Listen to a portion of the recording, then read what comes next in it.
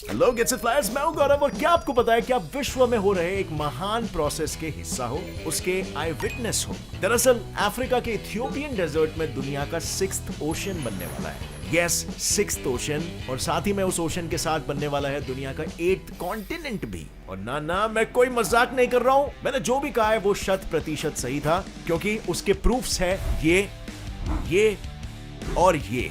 जी हाँ, अब आप भी दुनिया में बन रहे इस न्यू ओशन और कॉन्टिनेंट को देखने का एक हिस्सा बन सकते हो। एंड टू बी स्पेसिफिक, आप इन सब का हिस्सा ऑलरेडी पिछले 17 सालों से बने हुए थे, क्योंकि 17 साल पहले यानी कि 2005 में इथियोपिया में जिस 60 किलोमीटर रिफ्ट के फॉर्मेशन को 10,000 से भी ज्यादा साल लग जाते हैं नॉर्मली बनने में, वो यहाँ सिर्फ 10 ही दिन में बन गया था। एंड उसके बाद तो रिफ्ट्स पे रिफ्ट्स बनती ही जा रही है। सो अब इन रिफ्ट से कैसे ओशन आएगा और उस ओशन को आने में कितना समय और लगेगा, जानने के लिए आइए देखते हैं आज का ये वीडियो, जिसका टाइटल है new ocean forming in Africa.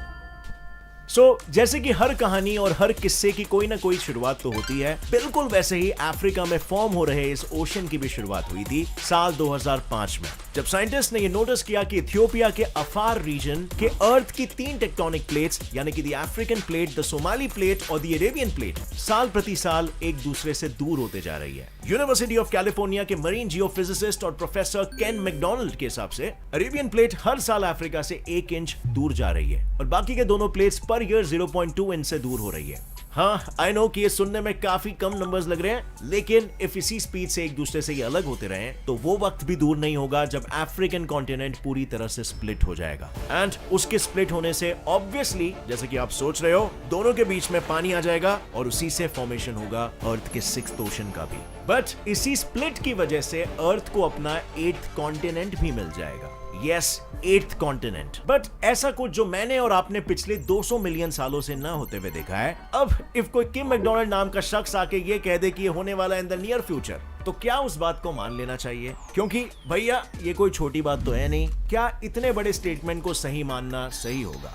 Well, शायद हाँ, क्योंकि इनके अलावा हमारे पास इस स्टेटमेंट को प्रूव करने के लिए 1 नहीं 2 नहीं बल्कि 4 एविडेंसेस है। Evidence number 1, technology.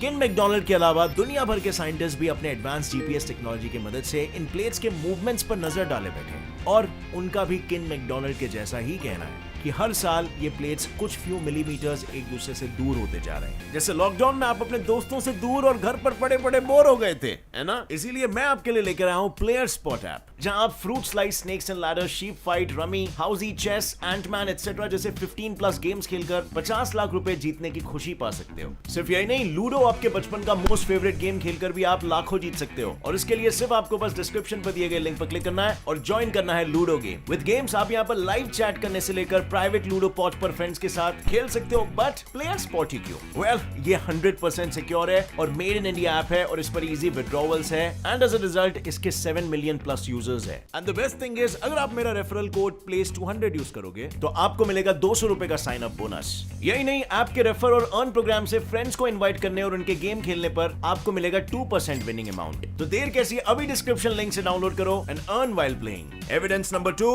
रिफ्ट्स। आज से 17 साल पहले यानी कि 2005 में इथियोपियन डेजर्ट में एक 60 किलोमीटर का लंबा सा रिफ्ट फॉर्म होने लग गया था। और ताजुब की बात तो यह है कि 60 किलोमीटर के रिफ्ट को फॉर्म होने में सैकड़ों साल लग जाते हैं, बट यहाँ उतना ही लंबा रिफ्ट बस 10 दिन में फॉर्म हो गया। इनफैक्ट 2005 के 13 साल बाद यानी कि 2018 में बिल्कुल वैसा ही एक और रिफ्ट अचानक से फॉर्म हो गया in Kenya. Evidence number 3, formation of East African rift. Well, geographic researchers के कुछ रिपोर्ट से पता चला कि अफ्रीकन और सोमाली प्लेट्स पिछले 30 मिलियन सालों से एक दूसरे से जुदा हुए जा रहे थे, और उन्हीं की जुदाई के कारण अब उन दोनों के बीच एक नया रिफ्ट फॉर्म हो चुका है, ईस्ट अफ्रीकन रिफ्ट। इनफैक्ट ये रिफ्ट इतना बड़ा हो चुका है कि अब तो ये सैटेलाइट व्यू से भी विजिबल हो चुका है। Evidence number 4, volcanic activity along the east African rift. ऊपर बताए गए यानी कि ईस्ट अफ्रीकन रिफ्ट के नॉर्दर्न एंड से लेकर सदर्न एंड तक करोड़ों सालों से वोल्केनिक एक्सप्लोजन्स हो रहे हैं। इनफैक्ट एल्टा एले, ओल्डोइनो लेंगाई और डालाफिला जैसे कुछ वोल्केनोस तो 50 साल में कई दफा इरप्ट भी हो चुके हैं। तभी तो एफआर रीजन के वोल्केनोस को पूरी दुनिया के मोस्ट एक्टिव वोल्केनोस का टाइटल मिला है। अब coming to the point, basically इन वोल्केनोस के बार इरप्ट होने की वजह से पूरे रीजन में अर्थ का अपर मोस्ट क्रस्ट बचा ही नहीं है। यस, फ्रीक्वेंट वोल्केनिक एक्सप्लोजन्स की वजह से अब वहां अर्थ क्रस्ट के बदले हर जगह बस रिफ्ट्स ही रिफ्ट्स और वोल्केनिक रॉक्स ही नजर आते हैं। अब यहाँ पर वोल्केनिक इरप्शंस के कारण वोल्केनिक रॉक्स का बनना तो समझ आता है, बट आखिर उस बात से अर्थ क्रस्ट का गायब होना और रिफ्ट्स के पैदा होने का क्या कनेक्शन है? वेल, अर्थ का सबसे बाहर वाला लेयर यानी कि लिथोस्फीयर ठंडा और रिजिड होता है compare to all the other layers of earth, जो कि गर्म और मोल्टन होते हैं। नाउ फॉर एग्जांपल, मान लो कि आपने चाय गर्म करने के लिए रखी है जिस पे ऑलरेडी एक मलाई की लेयर मौजूद है। सो यहाँ पर होगा क्या कि जैसे जैसे चाय गर्म होगी और उबलेगी वैसे वैसे वो मलाई के लेयर में क्रैक्स आने लगेंगे और उसको चीर देगी। बस एग्जैक्टली कुछ वैसा ही हुआ यहाँ पर भी, जहां अर्थ का लोअर मोस्ट लेयर एस्थीनोस्फीयर बहुत ज्यादा गर्म हो जाता है। तब it needs to relieve some heat out and उस हीट को रिलीज वो गर्मा गर्म मोल्टन मैग्मा के रूप में करता है, जो मलाई यानी कि अर्थ का अपर मोस्ट लेयर लिथोस्फीयर को चीरते हुए जमीन से बाहर निकलता है। एंड दैट चीरना इज नथिंग बट रिफ्ट्स। अब इसी प्रोसेस के रेपिटेटिव प्रोसेसिंग की वजह से अर्थ का क्रस्ट वीक हो जाता है, जो फिर दिन ब दिन पतला बनता जाता है एंड एट द एंड वो उतना पतला हो जाता है कि वो तो गायब ही हो जाएगा या फिर टूट जाएगा। ऐसा ही कुछ सेम आज से 300 मिलियन साल पहले हो चुका है already. Yes, we are talking about the splitting of Pangaea. अब जिसे ना पता हो उन्हें मैं बता दूं कि 300 मिलियन साल पहले अर्थ के सारे लैंड मैसेस एक ही कॉन्टिनेंट का हिस्सा हुआ करते थे and that continent was known as Pangaea, जिसे सुपर कॉन्टिनेंट के नाम से भी पुकारा जाता था। And this super continent was surrounded by an ocean named Panthalassa. But एक वक्त के बाद जब उन कॉन्टिनेंट्स के बीच बार बार hot elements like silicate rocks, magnesium, aluminium और सिलिकॉन के एक्सप्लोजर्स होने लगा, तब जहां जहां दो टेक्टोनिक प्लेट्स के बॉर्डर्स मिलते थे वहां वहां क्रैक्स आए और उन्हीं क्रैक्स के चलते सबसे पहले तो पूरे पैंजिया के दो हिस्से हो गए, जिसका नाम पड़ा लॉरेशिया और गोंडवाना लैंड। एंड उसके बाद उन दो हिस्सों में भी क्रैक्स आए और फिर वो भी धीरे धीरे करके स्प्लिट हो गए। लेकिन एक minute, did you notice it कि कई सदियों पहले भी जमीन में क्रैक्स आए थे, जैसे आज अफ्रीका में आ रहे हैं, और तभी भी वोल्केनिक इरप्शंस हो रहे थे जैसे आज हो रहे हैं। तो क्या इससे ये कहा जा सकता है कि इतिहास फिर से खुद को दोहरा रहा है और जैसे तब उन क्रैक्स में पानी भर गया था और एक ओशन फॉर्म हो गया था, ठीक वैसे ही आज भी होने वाला है?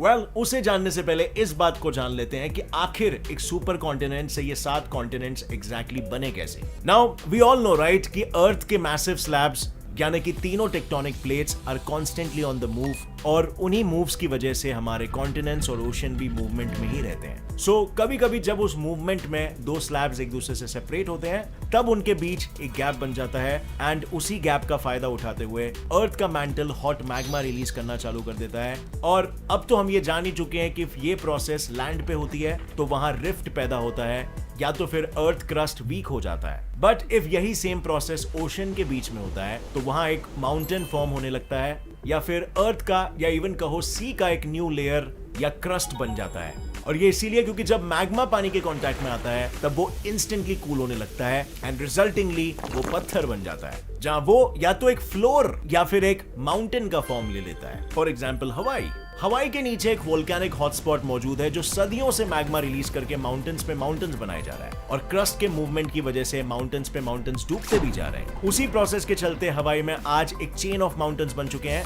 Known as the Hawaii emperor seamount chain. इस फॉर्मेशन ऑफ माउंटेन से एक और चीज होती है which is shrinking of the ocean. जी हाँ, बिल्कुल सही सुना, ओशन का पूरा श्रिंक हो जाना। But how is that even possible? It is क्योंकि जब एक लैंड फॉर्म होता है तब उसको जगह देने के लिए ओशन अपनी कुछ लैंड अर्थ के क्रस्ट में ढकेल देता है। ये इसीलिए क्योंकि अर्थ का तो साइज फिक्स्ड ही है, वो तो बड़ा होने से रहा, तो नेचर वर्क्स इन सच अ वे कि जब न्यू जमीन फॉर्म होती है तब ओल्ड जमीन क्रस्ट में खिसक जाती है। And to be very specific, ये जमीन पैसिफिक ओशन की खिसकती है। कई सारे रिपोर्ट्स में ये साफ साफ लिखा गया है कि the Pacific ocean is slowly shrinking at the rate of 0.5 square kilometres यानी कि 0.19 square miles per year due to plate tectonics. ये नंबर आपको सुनने में कम लग रहा होगा, पर इफ इसके रिजल्ट्स को फास्ट फॉरवर्ड किया जाए तो वो कुछ ऐसा दिखेगा। बिल्कुल सही देखा, अगले 100 मिलियन ईयर्स में सारे कॉन्टिनेंट्स एक दूसरे से पहले के जैसे फिर से जुड़ जाएंगे, which will form a new Pangaea and will be known as Novo Pangaea। But क्या ये नोवो पैंजिया को लोग एक्सेप्ट कर पाएंगे? या it will result in a huge dissatisfaction and will influence war.